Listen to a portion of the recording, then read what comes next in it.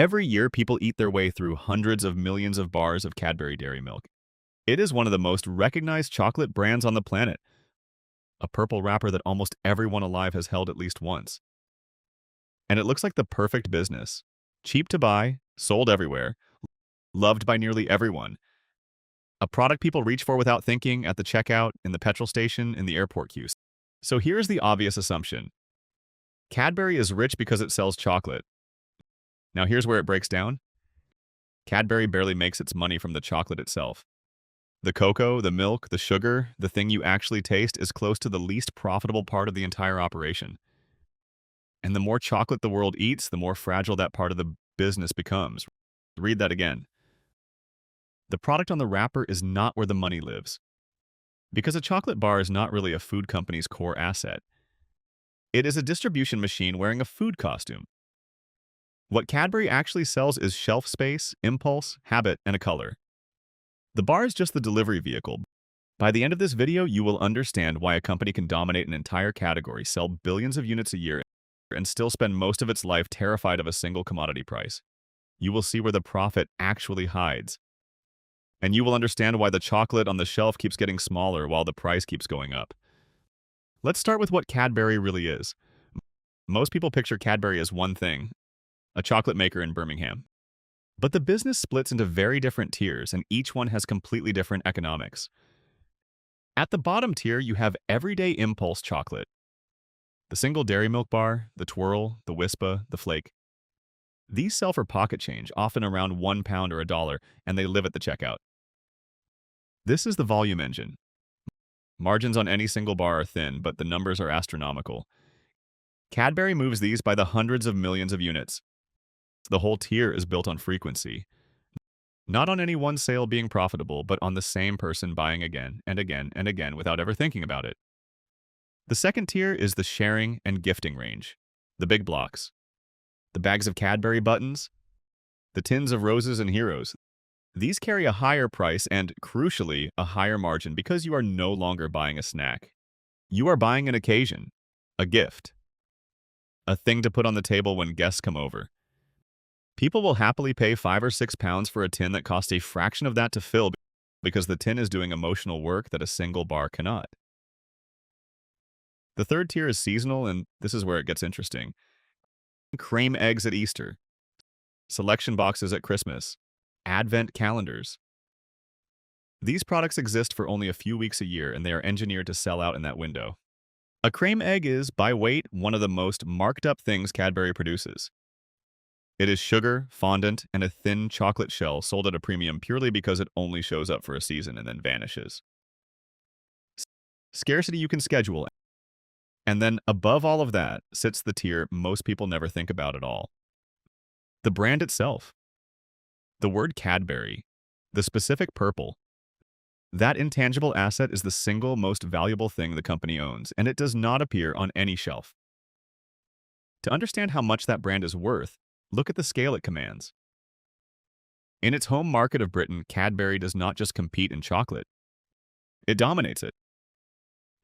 Dairy milk is routinely the best-selling chocolate bar in the country. Cadbury as a whole controls a huge slice of the entire British chocolate market, the kind of share most companies in any industry can only dream about.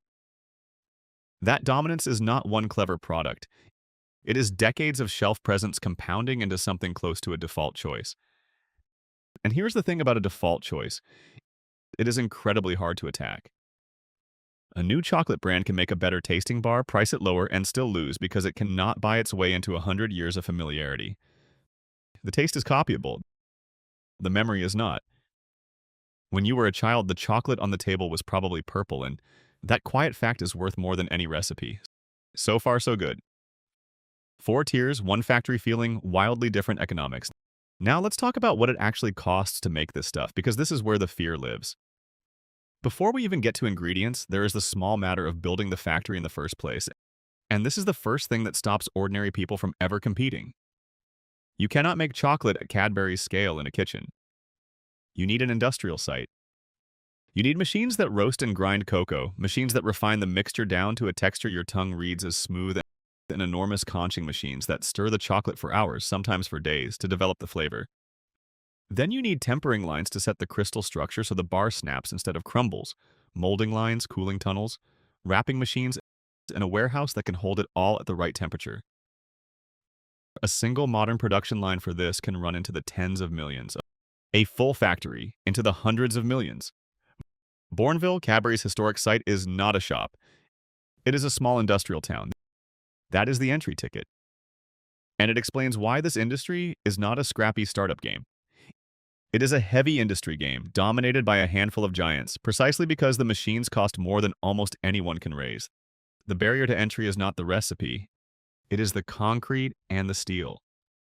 And once you have spent all that money, the machines have to run. This is the trap of heavy fixed costs. A factory that cost hundreds of millions has to keep producing, whether demand is high or low, because idle machines still cost money. That pressure to keep the lines full is another reason volume matters so much. You are not just chasing sales. You are feeding a machine that is far too expensive to switch off. Start with the ingredients. A milk chocolate bar is, by weight, mostly sugar and milk. The cocoa content in a standard dairy milk bar is relatively low compared to dark chocolate. That sounds like good news for costs. Sugar is cheap, milk is cheap. But the flavor, the entire identity of chocolate, comes from cocoa. And cocoa is a nightmare. Here's the problem. Around 60% of the world's cocoa comes from just two countries, Ivory Coast and Ghana in West Africa. It is grown by millions of smallholder farmers on tiny plots. It is vulnerable to disease, to weather, to aging trees, and to political shocks. There is no easy substitute and no quick way to plant more, because a cocoa tree takes years to mature. So when those crops fail, the whole industry has nowhere to hide. And in recent years, they failed badly. Cocoa prices, which for years sat in a fairly boring range of $2,000 to $3,000 a ton, exploded. At the peak, cocoa traded above $10,000 a ton, and at moments spiked even higher. For a company that turns cocoa into money, that is not a bad quarter. That is an existential event. Now here's where it breaks down for the customer. When your single biggest flavor input triples or quadruples in price, you have only three levers. You raise the price of the bar, you shrink the bar, or you change the recipe. Cadbury, like every chocolate maker, has quietly pulled all three. That shrinking you have noticed is not your imagination. It has a name: shrinkflation. The bar that used to be a certain weight is now a little lighter. The multi-pack that had a certain number of bars now has one fewer. The price on the shelf holds steady or creeps up, while the amount of chocolate quietly retreats. It is one of the most reliable signals in the entire food industry that a raw material has gone haywire behind the scenes. But cocoa is only the cost you can see. The hidden costs are where operators really bleed. Start with milk and sugar and energy. Melting, conching, and molding chocolate is enormously energy intensive. You are running huge machines that heat, cool, and move product around the clock. When energy prices spike, the whole factory's cost base moves with it, and that has nothing to do with chocolate at all. Then there is the cold chain. Chocolate is a diva. It melts, it blooms, that ugly white film, if it gets too warm and then cools. So the entire journey from factory to mouth has to be temperature controlled. Warehousing, trucks, and shelves all have to respect that. In hot climates and hot summers, that cost climbs and spoilage climbs with it. Then there is packaging, which quietly tracks the oil price because so much of it is plastic and foil and printed film. Every wrapper is a tiny cost, and when you are printing billions of them, tiny costs become enormous ones. And then there is the cost nobody puts on a spreadsheet. Reputation. Cadbury sources cocoa from a part of the world with serious, documented problems around farmer poverty and child labor. To manage that risk, the company runs sustainability programs, pays into farmer support schemes, and spends heavily on certification and traceability.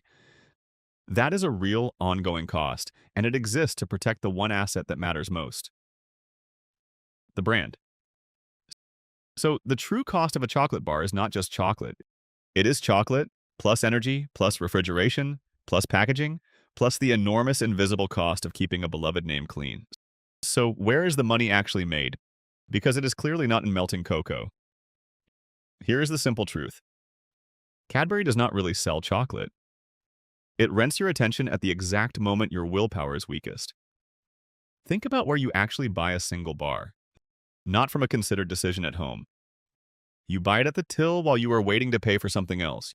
You buy it at the service station at 11 at night. You buy it because it is there, at eye level, priced at an amount too small to think about. That placement is not an accident. It is the product. This is the analogy that unlocks the whole business. Cadbury is not a farmer. Cadbury is a landlord. It owns prime real estate, and that real estate is the small rectangle of shelf right next to every cash register in the country. The chocolate is just the tenant it collects rent from. Whoever controls that space controls the impulse, and impulse is worth far more than flavor. That is why the brand matters so much. In the half second you spend at the till, you do not compare cocoa percentages.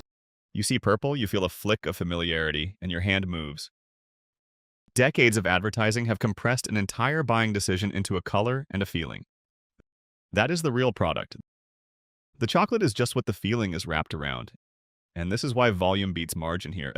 A single bar might earn Cadbury only a few pennies of actual profit after everything is paid. That sounds terrible. But multiply a few pennies by hundreds of millions of bars, then add the fat margins from tins and seasonal lines on top, and you get a river of cash.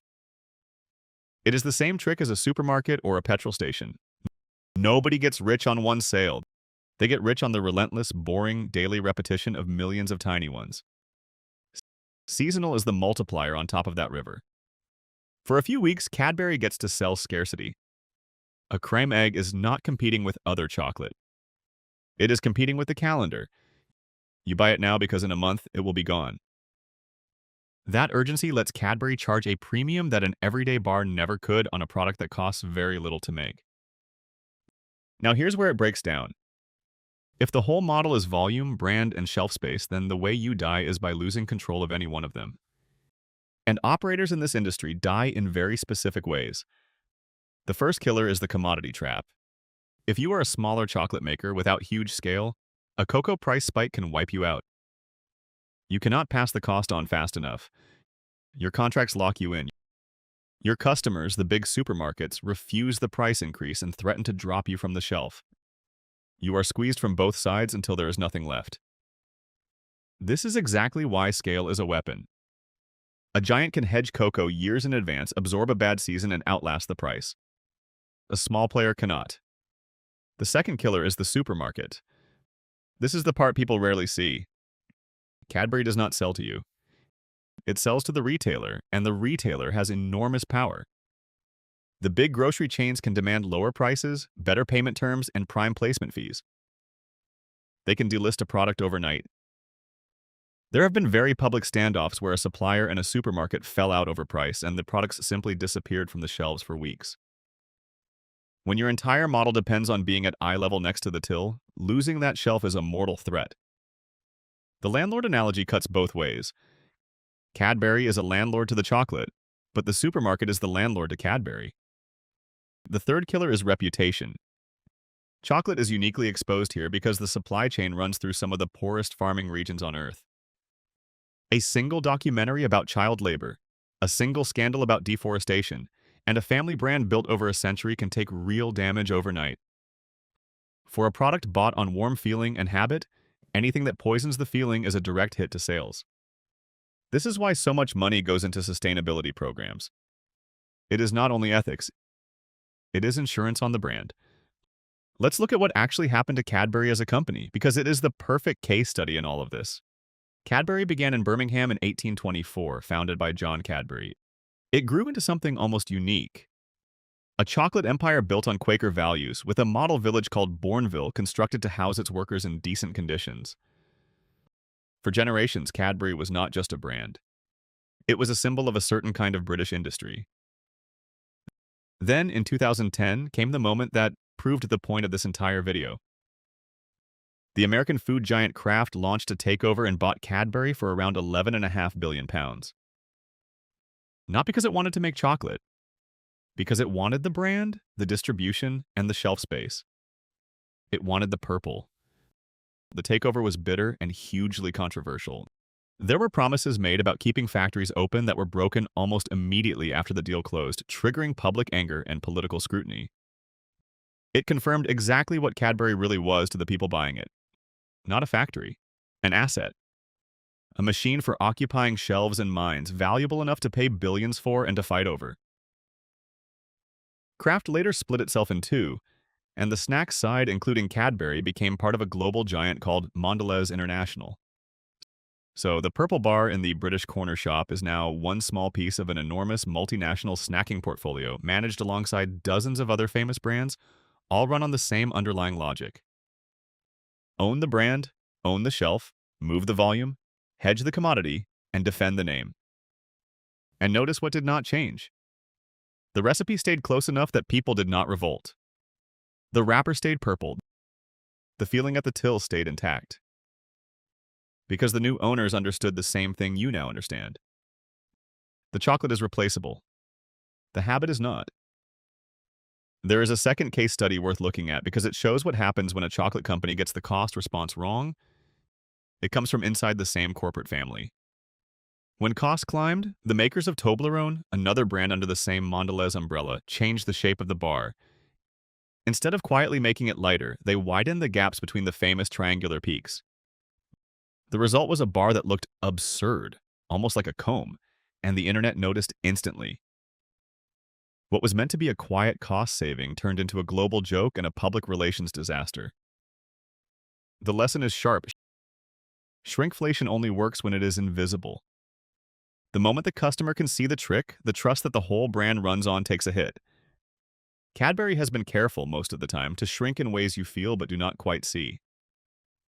There is one more scar worth naming, and it is about that reputation cost we talked about earlier.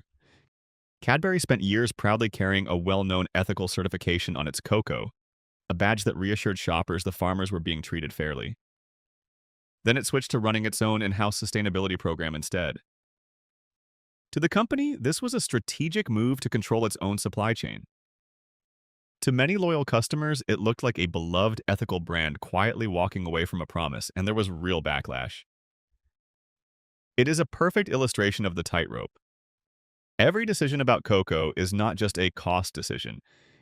It is a decision about the one asset that keeps the whole thing standing: the name. So let's put real numbers on the verdict. At the level of a single everyday bar, the economics are brutal and beautiful at the same time. After the cocoa, the milk, the sugar, the energy, the packaging, the transport, the retailer's cut, and the marketing, the actual profit left on one impulse bar is tiny. Pennies. If you tried to live off selling one bar, you would starve. But scale changes everything. Turn those pennies into hundreds of millions of units, layer the richer margins of gifting tins and seasonal eggs on top, and add the pricing power of one of the strongest brand names in the world, and you get a business that throws off enormous, dependable cash. The margins are not spectacular by the standards of software or luxury goods. Food is a grind, but they are steady, they are defended by scale, and they compound year after year after year. The optimistic story is the one on the wrapper. A beloved product, sold cheaply, bought happily, forever. Endless demand for a small treat that survives every recession because people cut back on holidays before they cut back on a 1-pound bit of comfort. The realistic story is harder. It is a low-margin food business chained to a single volatile commodity grown in 2 fragile countries, sold through a handful of ruthless supermarkets, and utterly dependent on a reputation that could be dented by a single scandal.